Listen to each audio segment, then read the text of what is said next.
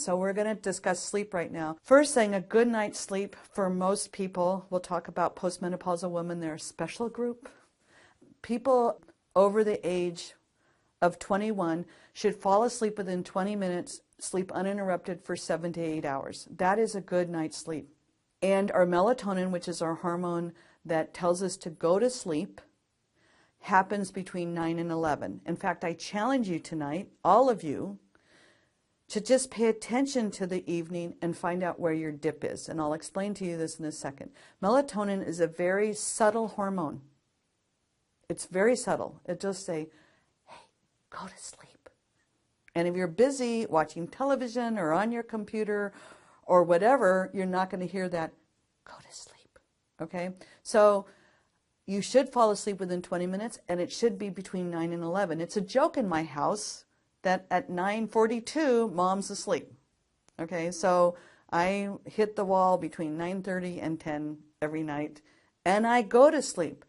If you miss that opportunity to go to sleep, everyone says, well, I get a second wind, or I can't go to sleep till 1 o'clock.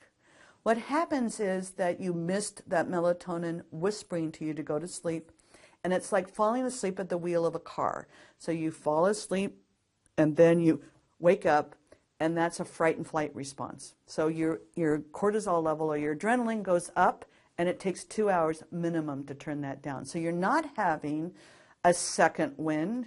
You're having a fright and flight response that causes another 2 hours before you can go to sleep. And by doing that, you've expended what little reserves you've had, because that fright and flight response should be reserved for truly dangerous situations, like stepping on the, on your brake when you're avoiding an accident. So if you're doing that every night, that's exhausting, by the way. That's part of the general fatigue Americans have. So you should fall asleep within 20 minutes, and you should sleep uninterrupted. Now, if you're a teenager, your melatonin doesn't hit. So parents and teenagers who probably aren't watching this, but parents, their melatonin is from 10 to midnight. That's just the way it is. And they need 10 hours of sleep. What does our culture do? Our culture doesn't let them sleep in the morning because they're the older kids that have to get at 6:30 to catch the 7 o'clock bus to get to school. So they're going to bed at midnight and getting up at 6:30. They're already sleep deprived by 3.5 hours every day. Every single day. So they're not a lazy butt if they take a nap when they get home, or they sleep in on the weekends till 1. Children under 21 can actually catch up on sleep. We as adults, we can't catch up on our sleep. If we miss our sleep, we've missed our sleep. But the youth has a little more flexibility around that, so they can catch up. That's a special category, but just general, the majority of the adult population needs to fall asleep within 20 minutes. If you're not falling asleep in 20 minutes, it's usually an anxiety reaction. Now, an anxiety reaction, when I speak about anxiety, I'm speaking about it it could be physiological anxiety. We're not talking emotional anxiety. I'm just telling you your body cellular structure on a cellular level feels anxious. And that's a little more complicated to deal with, other than that fact that if you miss that time to go to sleep at between 9 and 10, that's your own fault. You chose not to go to bed. But cellular anxiety can happen from all sorts of things. But I can tell you, one of the things you can try to do is eat a little protein and take some calcium, magnesium, or have a little minerals to see if that helps you. There's also, on our website, there's a handout on sleep hygiene about how to make your house quieter and not have electronics. And we actually call it sleep hygiene now. It's a terminology about how to prepare yourself to go to bed. You did that with your children, or when you were kids. You had a bath, you read a book, you laid in bed, you quieted down. You didn't pull the laptop. Worst thing in the world. Laptop in your bed, television in your bedroom. Worst thing you can do. If we had no electricity, people would be healthier because we'd fall asleep when the lights got dark.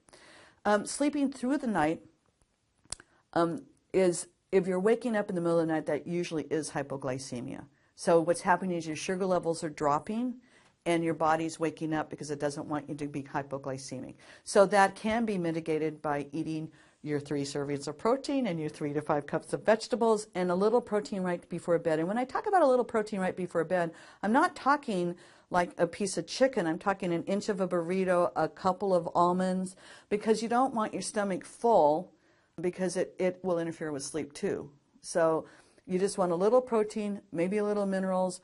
The other answer to minerals is an Epsom salts bath. That's magnesium sulfate and helps you relax.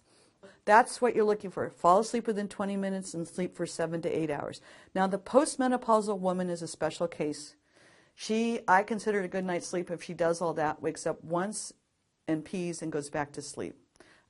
If men are doing that, they're usually having prostate problems, so that's a different thing. There's something to do with our hormones as postmenopausal women that have us wake up. And the research used to say that, you know, in the Renaissance time, there's all sorts of research that we used to go to bed between 7 and 8, and we'd wake up at 3 or 4 in the morning, and that's when people would make love and write books and do that for a couple hours and go back to sleep. But our culture doesn't allow us to do that anymore.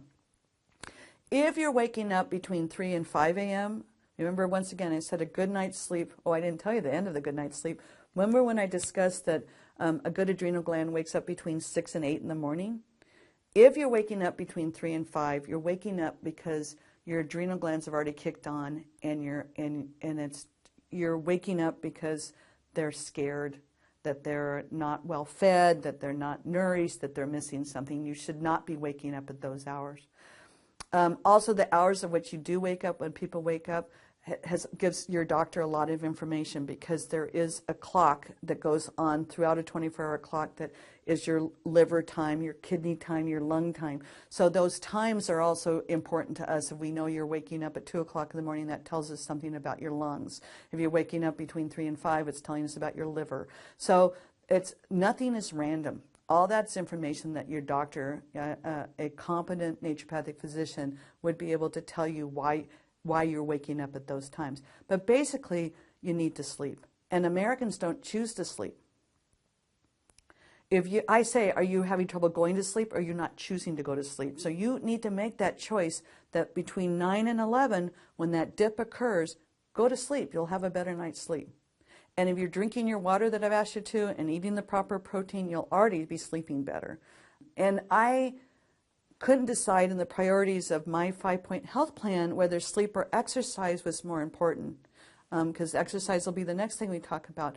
But I chose sleep because people who don't sleep don't exercise. And people who don't exercise don't sleep. But the bottom line is Americans choose. The average American is sleep deprived. They're making 6 hours of sleep. And so I'll ask people, if you had nothing to do and you had nowhere to be and you've been on vacation for 3 weeks, all those things, what time would you go to bed and what time would you wake up? And most people would stay in bed for 7 to 8 hours. And that's because we need 2 REM cycles. So a REM cycle is an entire sleep cycle, and we need 2 of them. And most people's REM cycles are 3.5 to 4 hours, hence a 7 to 8 hours sleep. So if we had a culture that allowed us to have a 4-hour, we slept from 9 to 2, and then we were up for 4 hours, and then we slept from 6 to 10, it probably would be just as healthy. But our culture doesn't allow that.